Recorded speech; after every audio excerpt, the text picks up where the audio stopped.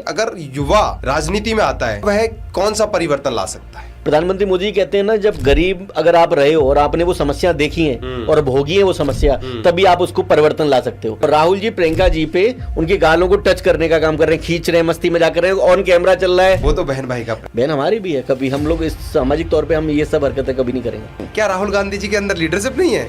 राहुल गांधी जी को विदेशी लोग ही सुन रहे हैं, इंडिया के सुन कहाँ रहे हैं। तो आपको ये लीडरशिप बेकार लगती है? इसकी बात लीडरशिप करनी है तो ऐसी लीडरशिप करो जहाँ गरीबों की चिंता हो। राजनीति में सबसे बड़ा फर्क भारतीय जनता पार्टी लाई है या इससे पहले कांग्रेस भी लेकर आई थी? भारतीय जनता पार्टी बिल्कुल फर्क लेके आई है।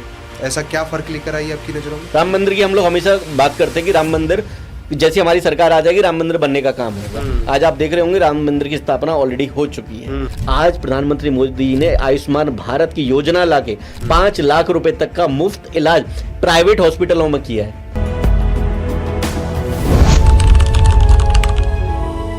नमस्कार दोस्तों, आपका स्वागत है युवा सोच टॉक सीरीज में। मैं रोहित कुमार जोगी, संस्थापक युवा सोच आर्मी।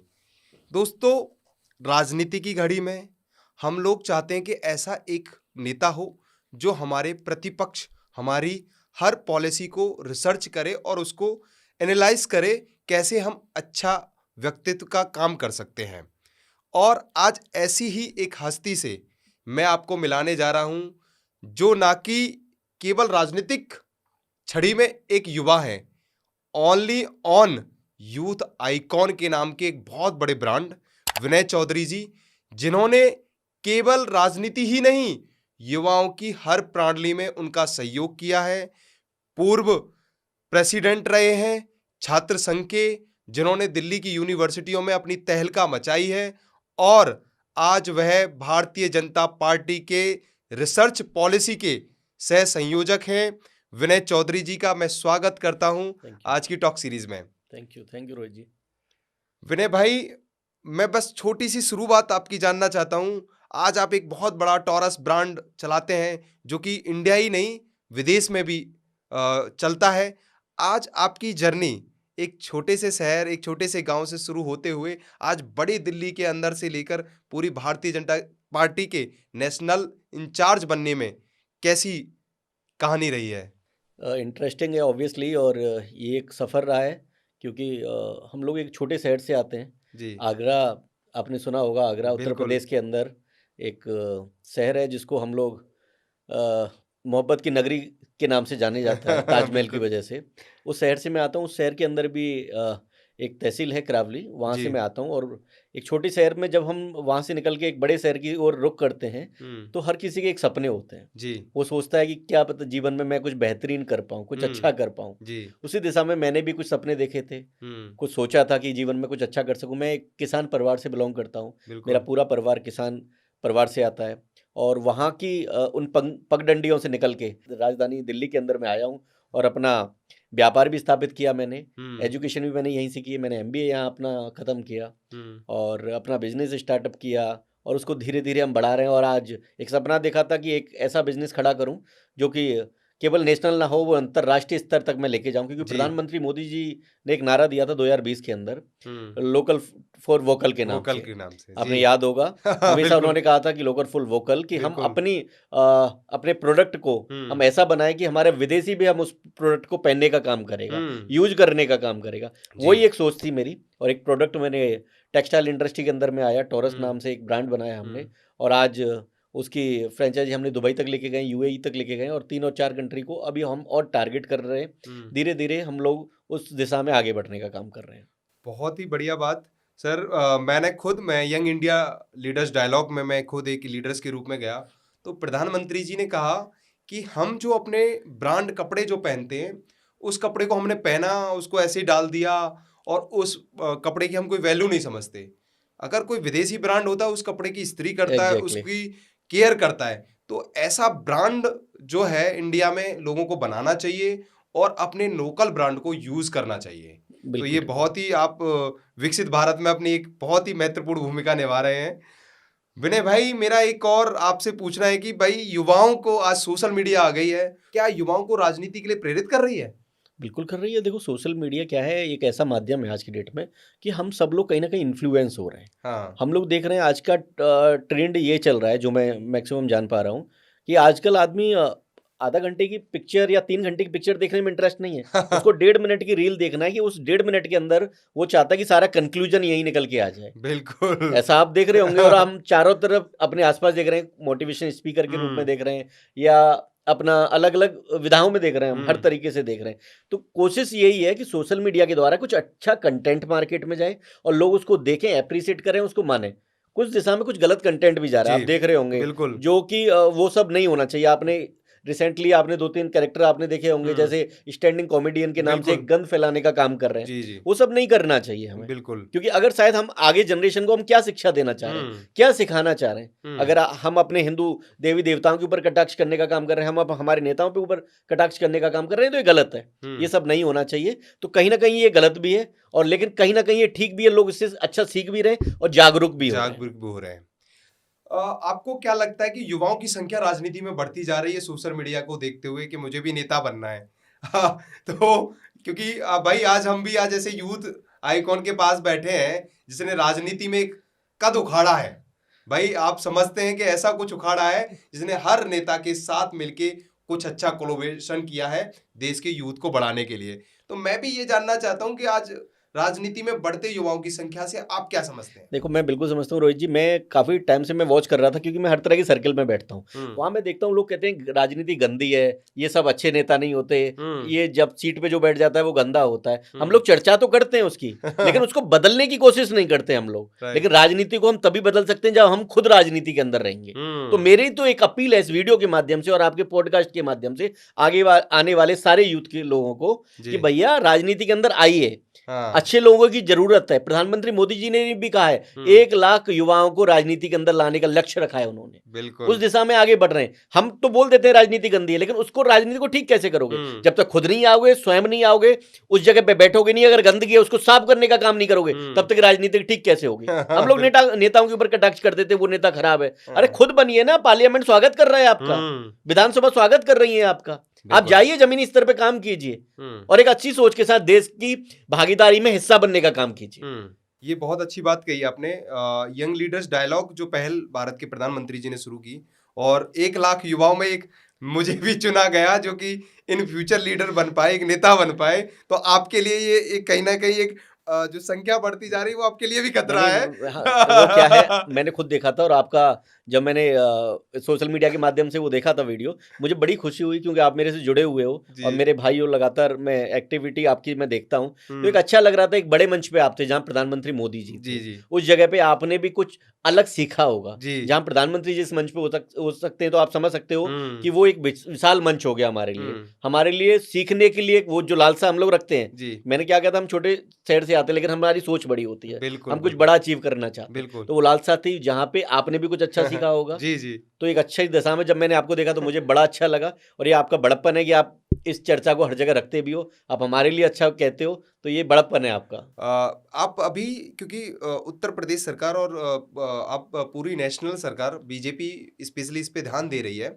अभी विधानसभा में भी बहुत युवाओं को बोलने का अवसर दिया गया और एक यूथ पार्लियामेंट के नाम से पहल शुरू की गई। और आज मेरे कई ऐसे मित्र भी हैं और कई आपके भी जो यूथ हैं जो आपसे जुड़े हुए हैं, अलग अलग स्टेट में जाके वो अपनी अपनी बातें रख रहे हैं।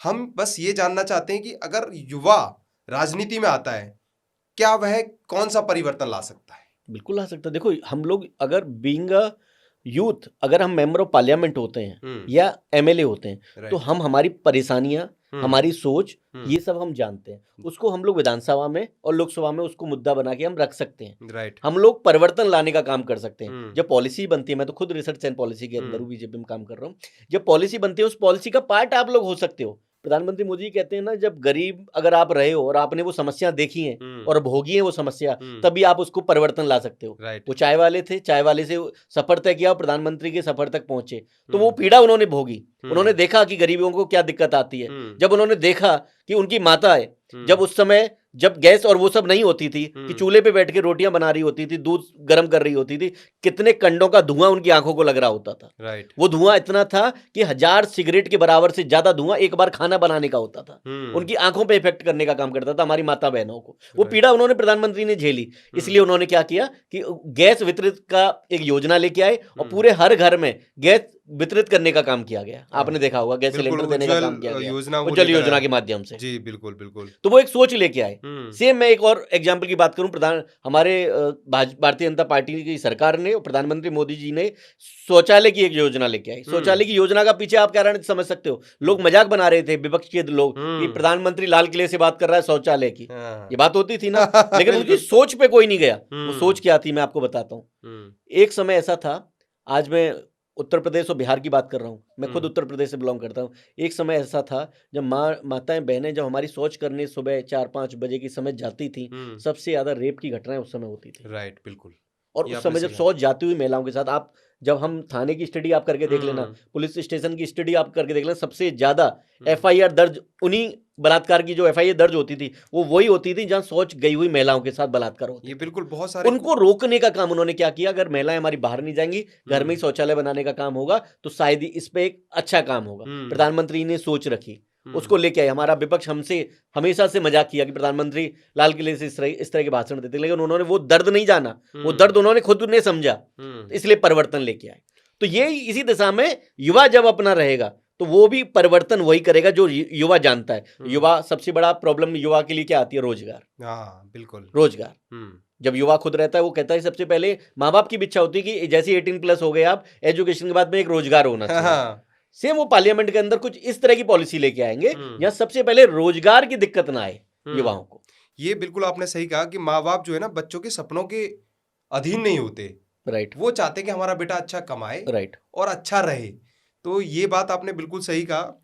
और युवाओं की बढ़ती संख्या राजनीति में युवाओं के लिए नई संभावनाएँ क्या है आपकी नज़र में? बिल्कुल है। देखो, आज आप देख रहे होंगे हमारे प्रेजेंट की, मैं पार्लियामेंट की मैं बात करूं, और पार्लियामेंट के अंदर आप देख रहे होंगे लगभग 10 से 12 सांसद यूथ हैं। आप हुँ, अलग अलग मैं पार्टियों की बात करूं, सारी पार्टियों को मिला के, जिनकी एज 25 साल से लेकर 35 साल के बीच में है। Right, right. बिल्कुल, बिल्कुल। लगभग इतने सांसद हैं। मैं अगर हुँ, काउंटिंग कराऊंगा तो आप प्रॉपर आपको काउंटिंग में निकल के बिल्कुल। आएंगे। लेकिन ये एक परिवर्तन आ रहा है, ये हुँ, सोच में बदलाव आ रहा है। हुँ, आज से पहले आप जानते होंगे 2014 से पहले हुँ, हम लोग ये नहीं जानते थे कि हमारे प्रधानमंत्री कहाँ पर हैं, आज कहाँ जा रहे हैं, किस जगह का दौरा कर रहे हैं, किस कंट्री के साथ प्राइम मिनिस्टर के साथ बैठ रहे हैं। लेकिन आज सोशल मीडिया के माध्यम से हम लोग जान पाते हैं कि आज हमारे प्रधानमंत्री सुबह कहाँ थे, दोपहर को कहाँ थे, शाम को हुँ, कहाँ थे। राइट। तो ये यूथ ने जो सोशल मीडिया के अंदर एक क्रेज लाने का काम किया है, हुँ, वो अतुलनीय है। इसी हुँ, वजह से लोगों में परिवर्तन भी आ रहा है। हुँ। तो और यूथ की जो आपने पार्लियामेंट के अंदर कहा है, उनकी दशा और दिशा को बदलने का काम वो यूथ ही कर सकता है जब वो पार्लियामेंट में रहेगा।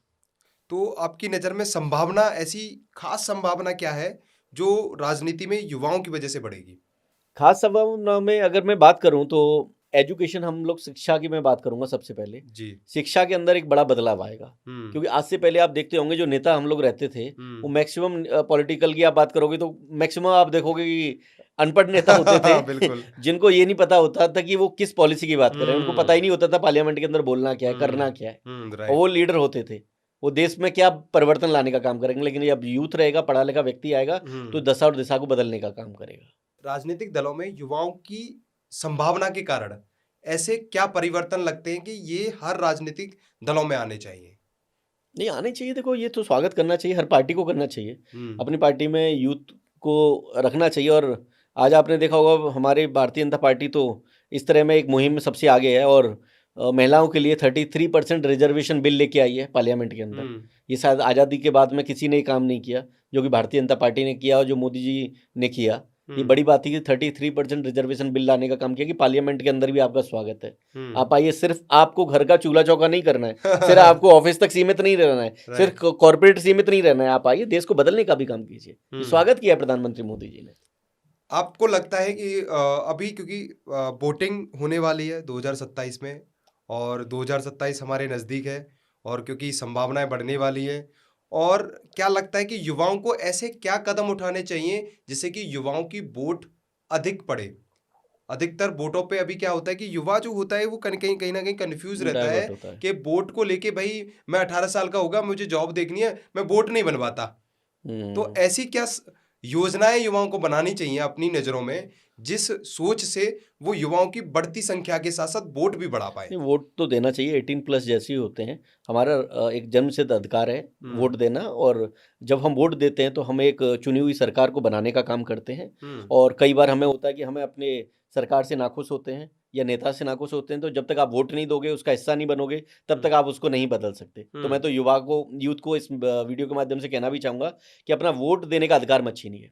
अपना वोट बनाइए और हर साल आप चिंता कीजिए कि जब विधानसभा चुनाव हो, लोकसभा चुनाव हो, अगर आपको अपना नेता बदलना है तो सिर्फ आपके वोट बैंक की ताकत है, ये आपके वोट की ताकत है, उससे वजह से आप अपना नेता बदल सकते हो, कोई और ताकत नहीं है। इसलिए 18+ होते ही आपको जागरूक रहना चाहिए, आपको वोट बनाने का अधिकार जो आपको कंप्लीट करना चाहिए और वोट देना भी चाहिए। बहुत से यूथ क्या करते हैं कि वोटिंग वाले दिन छुट्टी बनाते हैं और बाहर चले जाते हैं, हाँ, घूमने बिल्कुल। चले जाते हैं, वो कहते हैं यार हमारा तो हॉलीडे है। हाँ, ऐसा नहीं राइट, होना चाहिए। बिल्कुल बिल्कुल। हम लोग गाली जरूर देते हैं नेता को, यार नेता अच्छा काम नहीं कर रहा, सरकार अच्छी काम हम्म, नहीं कर रही है, हम्म, लेकिन आप खुद जागरूक नहीं हो रहे हो। जब तक आप वोट नहीं दोगे, जो आपका राइट है, तो अदरवाइज कैसे ये चीजें सॉर्ट होंगी? बिल्कुल। कभी नहीं हो सकती। आपको लगता है कि राजनीति एक परिवर्तन की तरफ जा रही है क्योंकि युवा की सोच वहां पर आ रही है? ऐसा लगता है कि राजनीति में युवाओं की वजह से एक सबसे बड़ा परिवर्तन आ सकता है? देखो, बिल्कुल आ सकता है।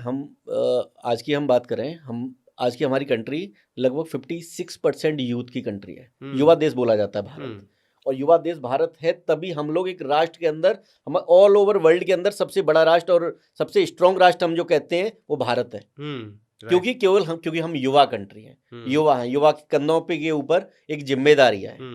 तो अगर इस तरह की जिम्मेदारी हमारे पास है, और उसको आप ये देखिए, विदेशों के अंदर सबसे ज्यादा डॉक्टर, इंजीनियर, साइंटिस्ट देने का काम भारत कर रहा है, सबसे ज्यादा भारत कर रहा है। तो हमारे पास युवा की कैपेसिटी है ना करने की, लेकिन हमें उसी के इंडिया के अंदर ये सब चीजों को मजबूत और करना है। युवा को एक इस तरह दिशा में लेके जाना है कि वो राजनीति के अंदर भी प्रेरित हो। आप भारतीय जनता पार्टी के रिसर्च पॉलिसी के सह संयोजक हैं, राष्ट्रीय सह संयोजक हैं। ये रिसर्च पॉलिसी करती क्या है? सर, हमारी बहुत अच्छा सवाल है आपका, और क्योंकि लोगों को पता रहना चाहिए, अवेयरनेस होनी चाहिए इस चीज़ से। रिसर्च एंड पॉलिसी एक ऐसा विंग है जो कि सरकार की योजनाओं को धरातल पे पहुंचाने का काम ये रिसर्च पॉलिसी के द्वारा होता है। बाकी नेता पहुंचाते हैं, लेकिन रिसर्च पॉलिसी के अंदर कि ये जानना चाहते हैं, R&D होती है हमारी, कि हम लोग ये जानते हैं कि अगर इस माता बहन को कोई समस्या है तो हम लोग ऐसी योजना बनाने का काम करें, सरकार के द्वारा उस जगह पे पहुंचाने का काम करें। हमारा तालमेल रहता है सरकार और संगठन के साथ में, कि जो संगठन की चीजें होती हैं, जहां नीचे स्तर तक अगर कोई समस्या आ रही है और वो पॉलिसी में कन्वर्ट करना है, वो काम रिसर्च एंड पॉलिसी विंग का होता है। हम लोग वो समस्याएं लेते हैं, नोट डाउन करते हैं, और अपने प्रभारी को, जो कि हमारे पंकज जी हैं, उनको हम लोग देने का काम करते हैं। पंकज जी लक्ष्मण जी को देने का काम करते हैं। ये हमारी एक हरारकी सिस्टम बना हुआ है। भारतीय जनता पार्टी के अंदर एक हरारकी सिस्टम है, पूरा सेट है। अगर जो मंडल स्तर से लेके राष्ट्रीय अध्यक्ष तक के एक हरारकी सिस्टम है, वही हम लोग फॉलो करते हैं। उसी फॉलो के अकॉर्डिंग हम अपनी बातें ऊपर तक रखने का काम करते हैं। आपको लगता है जैसे बहुत अच्छा सुंदर आपने बताया कि रिसर्च पॉलिसी को लेके आप काम कर रहे हैं, आपने भारतीय जनता पार्टी क्यों चुनी? भाई इतने ऑप्शंस थे, आप आगरा से आते हो, उत्तर प्रदेश वाले तो भाई समाजवादी वाले होते हैं ना। भाई वहां तो दूसरी थी, आप बहन जी की पार्टी थी, और भी आपके पास चौधरी जयंत चौधरी आपके बड़े नजदीकी हैं, ठीक है, RLD थी। उसके बाद भी आपने जो शुरू से भारतीय ABP के बाद भारतीय जनता पार्टी को चुना, इसका कारण क्या है? इसका एक अहम कारण है, जब मैं कॉलेज में था तो ABVP से मैं इलेक्शन लड़ा, मैंने आपको बताया था, अखिल भारतीय विद्यार्थी परिषद, और मैं अध्यक्ष भी चुना गया था अपना सेंट जॉन साइंस फैकल्टी का। तो जब अध्यक्ष चुना गया और हम ABVP में अगर आप काम कर लेते हो तो एक राष्ट्र हित की भावना आपके अंदर आ जाती है, और जब राष्ट्र हित की भावना आपके अंदर आ जाती है तो एक ही सिर्फ पार्टी आपको दिखती है, उसका नाम है भारतीय जनता पार्टी। भारतीय जनता पार्टी का तो स्लोगन है नेशन फर्स्ट, पार्टी सेकंड और सेल्फ लास्ट। मतलब नेशन फर्स्ट, राष्ट्र की चिंता हमें पहले करनी है, पार्टी सेकंड मतलब संगठन का काम हमें दूसरे नंबर पे करना है, राष्ट्र की चिंता पहले, संगठन का काम दूसरे नंबर पे, और सेल्फ लास्ट मतलब अपने लिए लास्ट में जीना है, लास्ट में जीना। तो ये कारण है भारतीय जनता पार्टी ज्वाइन करने का। हमने हमेशा से सोचा था राष्ट्र की भावना पहले रहनी चाहिए, राष्ट्र की चिंता पहले करनी चाहिए, और सिर्फ भारतीय जनता पार्टी इकलौती पार्टी है जिसमें आप अर्थ से फर्श तक पहुंच सकते हो और फर्श से अर्थ तक पहुंच सकते हो। कब ऊपर चले जाओ आपको कुछ नहीं पता। ये दिल्ली में उदाहरण मिल गया है। ये दिल्ली क्या, पूरे भारत का उदाहरण मैं बता दूंगा, और हर एक स्टेट का आप उदाहरण देख लोगे। अभी रिसेंटली मैं राजस्थान की बात करूं, मध्य प्रदेश की बात करूं और दिल्ली की बात करूं, आपको कब पता नहीं है कि आपके सामने एक मुख्यमंत्री फेस बैठा हुआ है, कुछ नहीं पता आपको। भाई हम तो चाहते ही हैं हमारा ही कोई ऐसा नेता हो, विनय चौधरी जैसा नेता हो, जो कि कहीं ना कहीं हम लोगों के लिए एक संभावना बढ़ा पाए, और यूथ के लिए सबसे बड़ी बात, क्योंकि यूथ फेस होना ये चाहिए। सिर्फ पावर भारतीय जनता पार्टी के अंदर संभव है, अदरवाइज किसी पार्टी के अंदर, आप हर पार्टी को आप देख लेना उठा के, किसी का अगर माँ होंगी तो बेटा राष्ट्रीय अध्यक्ष बनने का काम करेगा, बाप होगा तो बेटा राष्ट्रीय अध्यक्ष बनने का काम करेगा। आप बाकी सारी पार्टी उठा, उत्तर प्रदेश की मैं बात करूं तो मुलायम सिंह यादव, अखिलेश यादव। अगर हम दिल्ली की बात करें, राष्ट्रीय टीम की कांग्रेस की पार्टी की बात करें तो सोनिया गांधी, इंदिरा गांधी, उसके बाद में राहुल गांधी, प्रियंका जी, सारा के सारा वही घूम रहे हैं। बाकी और अलग अलग पार्टियों की बात करें, हर जगह यही हाल है। किसी भी आप पार्टी की बात करोगे यही हाल है। सिर्फ और सिर्फ भारतीय जनता पार्टी एक लौती ऐसी पार्टी है जिसका राष्ट्रीय अध्यक्ष कौन बनने जा रहा है आपको पता ही नहीं होगा। ये बहुत बड़ी बात है। और दिल्ली में अभी भारतीय जनता पार्टी आई है, और आपको क्या परिवर्तन नजर आ रहा है दिल्ली की भारतीय जनता पार्टी के आने से और पिछली आम आदमी पार्टी के रहने से? देखो ये परिवर्तन मुझे क्या, मैं तो अपने इस पॉडकास्ट के माध्यम से आपको बताऊंगा, लेकिन आपने परिवर्तन खुद देखा होगा। एक समय दिल्ली के अंदर अराजकता का माहौल था, एक समय दिल्ली के अंदर पॉल्यूशन कितना गंदा था, पानी लोगों को साफ नहीं मिल रहा था। वो बिजली पानी मुफ्त देने का वायदा करते थे केजरीवाल जी, वो मुफ्त छोड़ो, जो पानी देने का काम करते तो गंदा पानी आता था, वो पीने लायक छोड़ो, नहाने लायक पानी नहीं होता था। बिजली देने की बात करते, बिजली इतनी कट होती थी पूछो मत। रोडों की बात, रोडों में गड्ढा है, गड्ढे में रोड है, पता ही नहीं चलता था पहले। वो परिवर्तन आने का, और हमेशा केजरीवाल जी की क्या आदत होती थी आपको याद होगा कि अगर हमें कोई काम नहीं करने दे रहा है तो प्रधानमंत्री जी हमें काम नहीं करने दे रहे, गृह मंत्री जी हमें काम नहीं करने दे उनकी रहे। तो सही शिकायत थी, उनकी सही शिकायत थी ना, तो लोगों ने चिंता की, लोगों ने सोचा, लोगों ने क्या सोचा इस बारे में कि आपको प्रधानमंत्री फिर भी नहीं काम करने देंगे जब आप जीत जाओगे, तो इसलिए आप शांति से घर बैठो और पंजाब को संभालो जाके। इसलिए उनको हटा दिया लोगों ने कि भैया जब आपको काम ही नहीं करने दे रहे, आपको बेवकूफ बना रहे हो आप लोगों को, प्रधानमंत्री जी काम नहीं करने देंगे। बाकी स्टेटों में भी भारतीय जनता पार्टी नहीं है, लेकिन हम सहयोगी दलों के रूप में हम लोग काम कर रहे हैं, तो उनके लिए भी तो हम लोग चिंता कर रहे हैं। ऐसा मत कहिए, 2 बार सरकार रही है, काम तो किया उसने। सरकार क्या काम किया आप बताइए मुझे, कौन सा काम किया है? अगर काम कर रहा होता तो लगातार तीसरी बार सरकार होती ना उनकी। क्या लगता है आपको दिल्ली में शिक्षा प्रणाली में उसने काम नहीं किया? क्या शिक्षा में काम किया आप बताओ? केवल 2 या 4 मॉडल स्कूल बना दिए मॉडल के नाम पे, और उसको 250-300 का प्रचार करने का काम कर रहे हैं। केवल झूठ की राजनीति का काम किया केजरीवाल जी ने, इसके अलावा कोई काम नहीं किया।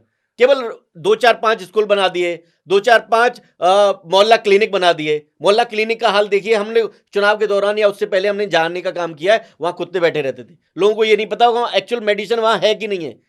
बुखार फीवर की मेडिसिन के अलावा, जुकाम खांसी की मेडिसिन के अलावा कोई मेडिसिन वहां नहीं होती है। क्या आप करोगे? क्या मोहल्ला क्लिनिक चलाने का काम कर रहे हो आप?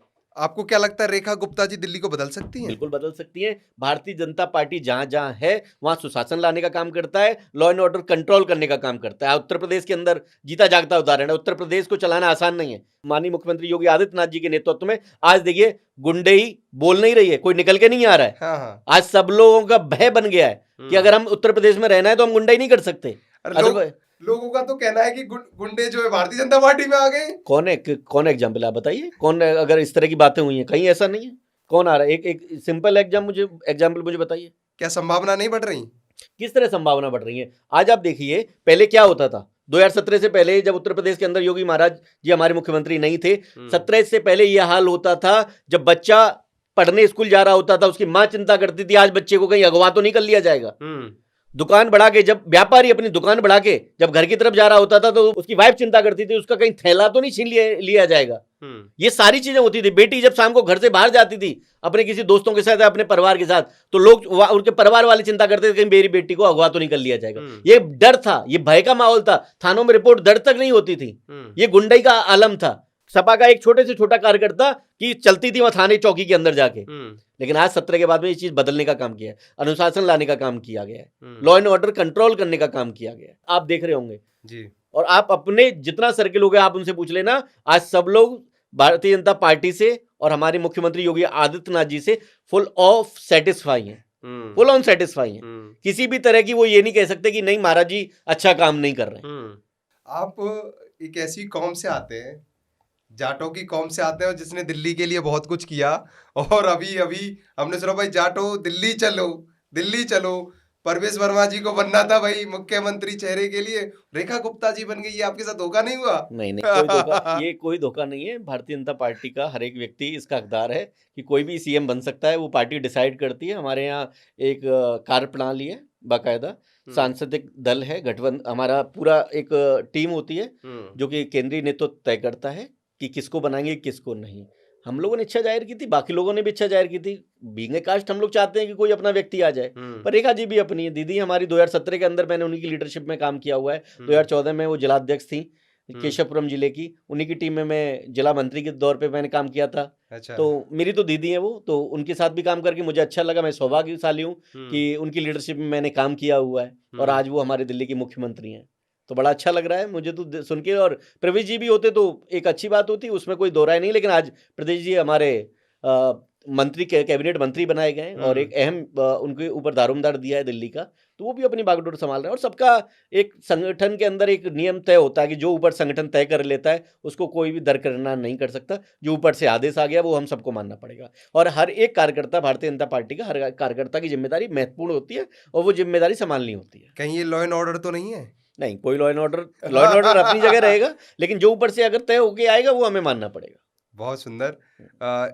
क्या आपको लगता है रेखा गुप्ता जी की लीडरशिप दिल्ली के लिए एक बेहतर काम करके दिखाएगी? बिल्कुल दिखाइए। देखो, अभी हम एग्जाम्पल यूथ का ले रहे थे, महिलाओं का ले रहे थे। अब महिलाओं को एक सीएम बनाने का काम प्रधानमंत्री मोदी जी ने किया है। ये शायद विचारधारा कोई और नहीं कर सकता। फर्स्ट टाइम की एमएलए थी, फर्स्ट टाइम की एमएलए को सीधा मुख्यमंत्री बना दिया गया है। तो रेखा जी परिवर्तन लाने का काम कर रही हैं। और इसके अलावा रेखा जी काउंसलर भी रह चुकी हैं अपने क्षेत्र से, और प्रदेश में महामंत्री रह चुकी हैं और राष्ट्रीय उपाध्यक्ष रह चुकी हैं महिला मोर्चा की। तो अलग अलग पोस्टों पे उन्होंने जिम्मेदारी का निर्वहन किया है। और आज दिल्ली के अंदर भी देख रहे हो काफ़ी डेवलपमेंट लाने का काम कर रहे हैं। दिल्ली के अंदर जिस तरीके से यमुना जी के पास में आरती करने का काम भारतीय जनता पार्टी की दिल्ली की मौजूदा सरकार ने किया। शायद आज तक चिंता नहीं की थी केजरीवाल जी ने। हमेशा आप देखते थे जब यूपी बिहार के हमारे लोग आते थे, जब छठ पूजा हो रही थी, तो किस तरह का केमिकल का जो पानी होता था, कितना गंदा पानी होता था, उनकी वजह से उनको दिक्कत हो जाती थी, उनकी बॉडी के अंदर इन्फेक्शन हो जाता था। वो चिंता कभी केजरीवाल करता नहीं था। वो कहता था मेरा तो मुद्दा ही नहीं है यमुना। हमेशा उन्होंने अपने पॉडकास्ट में भी बोला है कि यमुना जी तो मेरा मुद्दा ही नहीं है। तो तुम्हारा मुद्दा ही नहीं है तो क्यों यमुना जी की सफाई की बात करते हो बार बार? क्या लगता है कि अब यमुना जी बिल्कुल साफ हो जाएंगी? बिल्कुल साफ होंगी, समय रहते हुए सब साफ होंगी। सफाई का काम जारी है, ऑलरेडी मशीनरी काम कर रही है। यमुना जी की हमारी हर महीने की आरती निश्चित हो गई है, हर वीक की आरती वहाँ आयोजित की जा रही है। हमारे लोग वहाँ पहुँच रहे हैं, सफाई अभियान वहाँ चल रहा है, पेड़ पौधे लगाने का काम कर रहे हैं। वहाँ पे जगह जगह कॉरिडोर बनाने की प्लानिंग हो चुकी है। सरकार उस रूप में अलग अलग दिशाओं में काम कर रही है। क्या भारतीय जनता पार्टी युवा नेतृत्व लेकर आएगी? युवा नेतृत्व तो ऑलरेडी है ना, हमारे प्रधानमंत्री युवा हैं। इससे बड़ा युवा कौन होगा? आज भी देख रहे होंगे प्रधानमंत्री एक युवा की भांति काम करते हैं।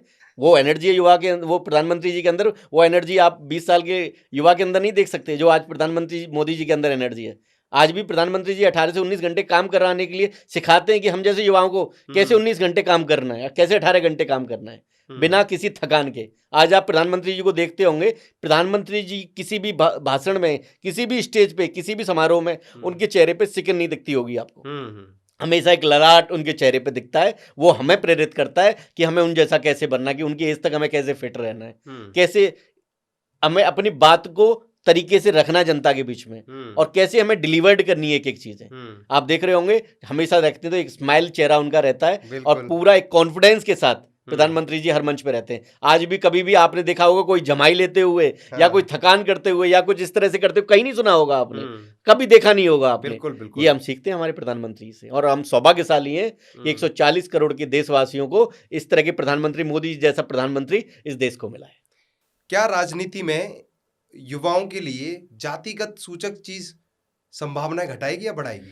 नहीं, ऑब्वियसली घटाएगी। जातिगत नहीं होना चाहिए। हम लोग तो भारतीय जनता पार्टी से हैं और हम लोग कभी ये नहीं चाहते कि जातियों के आधार पे आप पॉलिटिक्स करें, क्योंकि अगर जातियों के आधार पे पॉलिटिक्स करते हैं तो जिसको जो हक मिलना चाहिए वो उसको हक नहीं मिलता है। तो ऐसा नहीं होना चाहिए। हमें उनके काबिलियत पे हमें उनको काम देने का काम करना चाहिए। जातियों के आधार पे हमें काम नहीं देना चाहिए। क्योंकि आप जिस तरीके से धर्म बढ़ रहा है और धर्म की तरफ हम लोग बढ़ रहे हैं, उसी तरीके से कहीं ना कहीं एक राजनीति भी युवाओं में बढ़ती जा रही है और इसकी संभावनाओं को रोकना भी बहुत जरूरी है। और ये चिंतित एक सवाल भी बनता है, क्योंकि युवा चाहता है कि भाई मुझे राजनीति में जाना है, तो वो कहीं ना कहीं जाति सूचक को लेने चले आता है। भाई आप भी एक जाटों की शान आते हैं, आप भी एक जाटों के क्षेत्र से आते हैं। आगरा कहीं ना कहीं और उत्तर प्रदेश में जाटों का इधर वाला एरिया बहुत अच्छा रहा है। तो आप इस सोच को किस तरीके से देखते हैं? नहीं, देखो, मैं सौभाग्यशाली हूँ कि मैं जाट परिवार से हूँ, लेकिन इस सब के अलावा मैं हमेशा से कभी ये नहीं कहता कि मैं अपनी कास्ट को लेके बहुत ज़्यादा मैं तांडव मचाने का काम करूँ। मैं हमेशा बात करता हूँ कि आपको सबको एक रहना चाहिए। हमें हिंदुत्व के अकॉर्डिंग, सनातन हमारा धर्म है, हमें उस धर्म का पालन करना चाहिए। उस धर्म के अंदर जो चीज़ हमें सिखाई जाती है उसको हमें फॉलो करना चाहिए। और जो हमें बचपन से हमें सिखाया गया है कि हमें, अब हम स्कूल में जाते हैं, हमारे साथ हर वर्ग का व्यक्ति बैठता है, हर एक धर्म का व्यक्ति हमारे साथ बैठता है। उसी तरह हमारा एक देश है जो कि एक तरीके से हम लोग बुके, जो फूलों का एक गुच्छा होता है, जी। उसकी तरह हम लोग सब रहते हैं। अलग अलग कास्ट के, अलग अलग धर्म के सब लोग रहते हैं, और उसी तरह हमें रहना भी चाहिए। तो ये मैं कभी इस दिशा में नहीं दूंगा, लेकिन हाँ, सनातन धर्म से हूं मैं, तो हमेशा उसकी बात करूंगा, उसकी बात डंके की चोट पे करूंगा और उसको मानने का भी काम करूंगा। क्या भारतीय जनता पार्टी धर्मबाजी खेल रही है?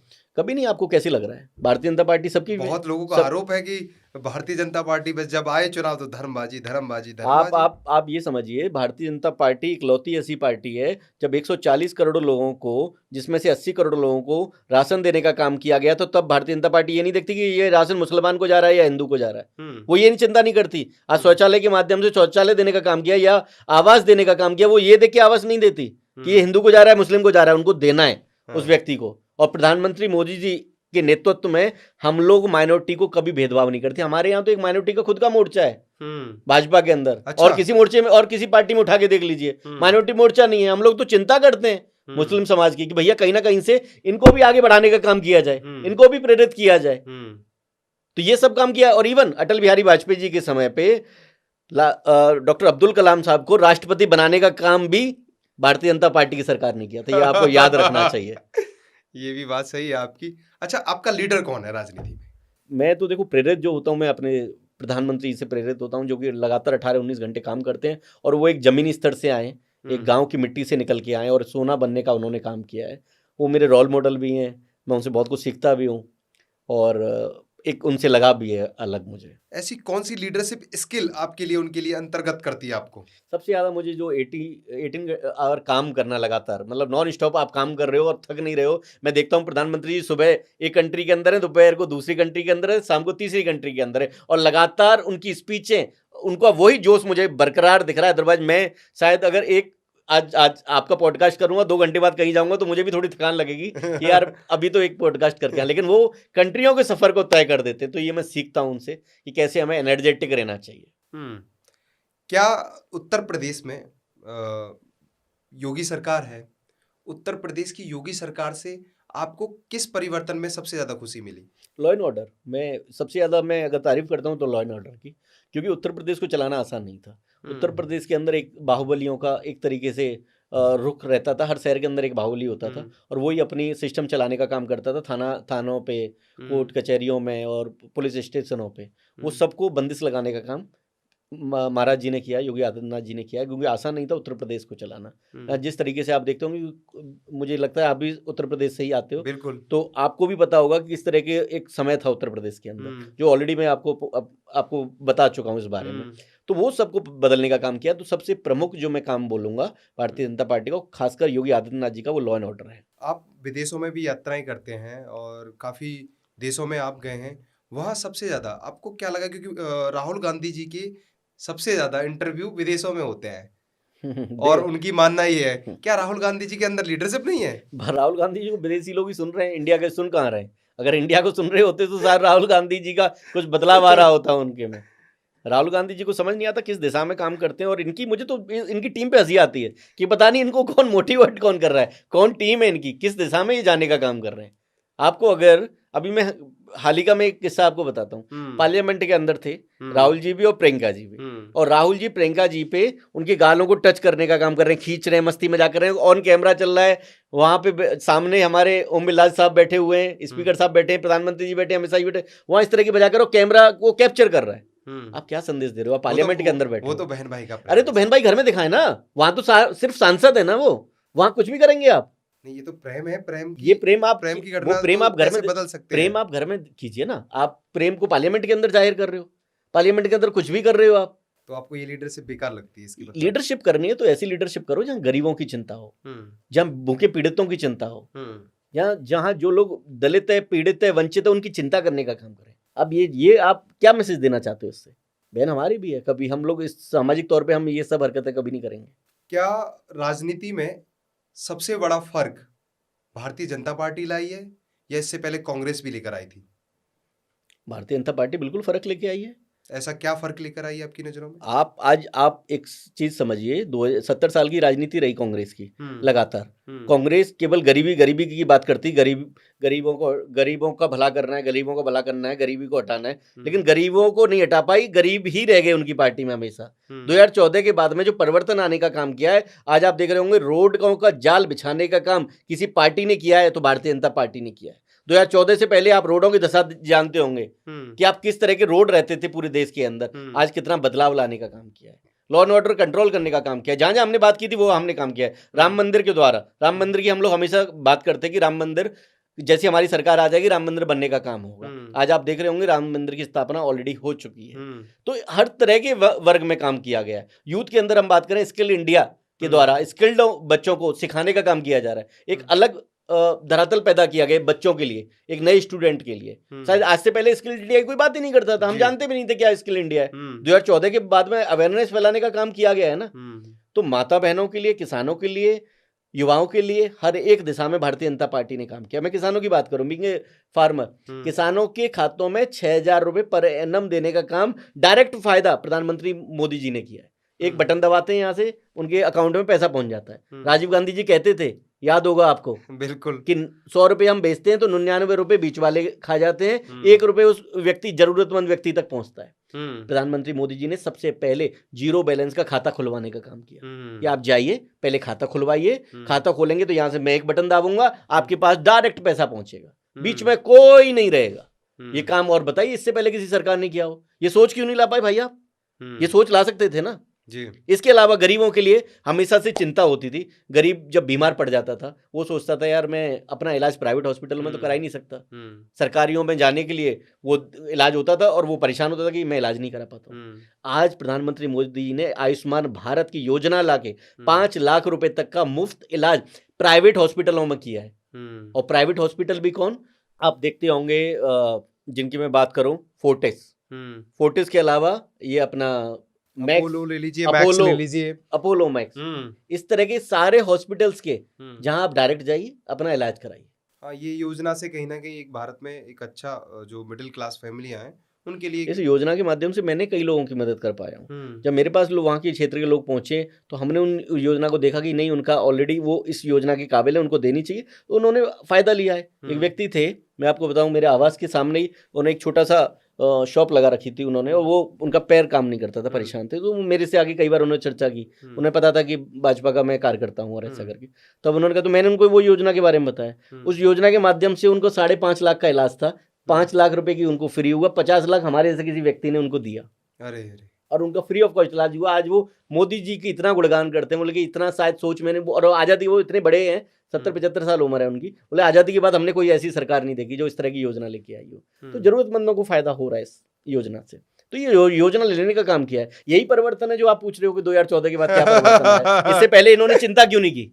इन्होंने तो कोई चिंता नहीं की। परिवर्तन की हम बात करते हैं तो चेंज आता है। देखो, देश के प्रधानमंत्री जी भी लाल किले से बोल चुके हैं, भाई मैं 1 लाख लीडर्स निकालने वाला हूँ।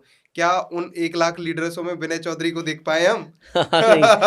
ऑब्वियसली देखो, प्रधानमंत्री जी ने एक अच्छी सोच रखी है और हमें खुशी है बीइंग यूथ लीडर कि हम भी कहीं ना कहीं 1 लाख में ही हैं ऑब्वियसली। और मैं तो पहले से ही पार्टी का सिपाही हूँ और पार्टी में काम कर रहा हूँ, और नए चेहरों को मौका देने का प्रधानमंत्री जी काम कर रहे हैं। तो बहुत अच्छा लग रहा है सुन के कि इससे पहले किसी प्रधानमंत्री ने चिंता कभी नहीं की। सिर्फ लोग सब अपने घरों को भरने का काम करते थे, अपने चाचा ताऊ मौसा और उनके बच्चों को अपना कुछ ना कुछ पोस्ट देने का काम करते थे। समाजवादी पार्टी का एग्जाम्पल लूँ, कम से कम 22 से 25 लोग एक ही परिवार के जिनके पास संवैधानिक पद थे सरकारी, उस सबको हटाने का काम प्रधानमंत्री मोदी जी ने किया है कि भैया आप भी यूथ निकलो, और जो नॉन पॉलिटिकल है, हमारे परिवार से कोई पॉलिटिकल नहीं है, हम खुद फर्स्ट एंटरप्रेन्योर हैं, हम एक तरीके से हम बात करें तो हम लोग सामने आए, हम लोग आगे आए, तो ऐसे करके लोग सामने आएंगे और आगे आएंगे तो परिवर्तन निश्चित रूप से होगा। क्या राजनीति एक ऐसा परिवर्तन दिखा रही है? इस समय हम लोग भी देख रहे हैं कि परिवर्तन की तरफ युवा बढ़ रहा है और वो चाहता है कि राजनीति में आने के बाद एक परिवर्तन मैं लेकर आऊं।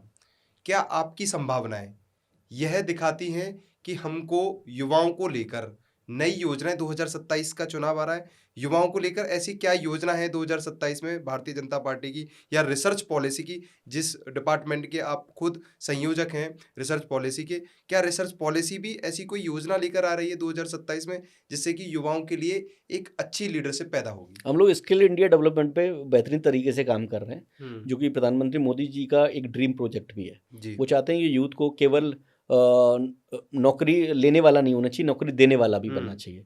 तो उन्होंने प्रधानमंत्री मोदी जी का जो स्किल इंडिया डेवलपमेंट का जो उनकी मिनिस्ट्री है, और एक मंत्रालय अलग से बनाने का काम किया है, जो राइट, शायद आज से पहले किसी सरकार ने नहीं सोचा था। उसी दिशा में भाजपा काम भी कर रही है, और 27 के चुनाव में भी, इवन 29 के चुनाव में हम लोग लगातार इस दिशा में काम कर रहे हैं और युवाओं को प्रेरित कर रहे हैं कि आप मुद्रा योजना लोन के माध्यम से भी हम लोन देने का भी काम कर रहे हैं। अगर हम्म, किसी के पास फंड नहीं है तो हम्म, आप मुद्रा एक केवल सिर्फ एक आईडी के लाके 50,000 से लेकर 10 लाख तक का आप लोन भी ले सकते हो और उस पर अपना व्यापार स्टार्ट कर सकते हो। हम्म, तो हम ये जागरूक कर रहे हैं युवाओं को कि इस दिशा में आइए और काम कीजिए। और मैं तो बीइंग अ यूथ 2 लाइन आपके इस पॉडकास्ट के माध्यम से कहना भी चाहूँगा। दुष्यंत कुमार की प्रिय कविता है जो हमेशा से मैं बोलता हूँ कि हो बिल्कुल, गई है पीर पर्वत सी पिघलनी चाहिए और अब इस दिशा में कोई गंगा बहनी चाहिए।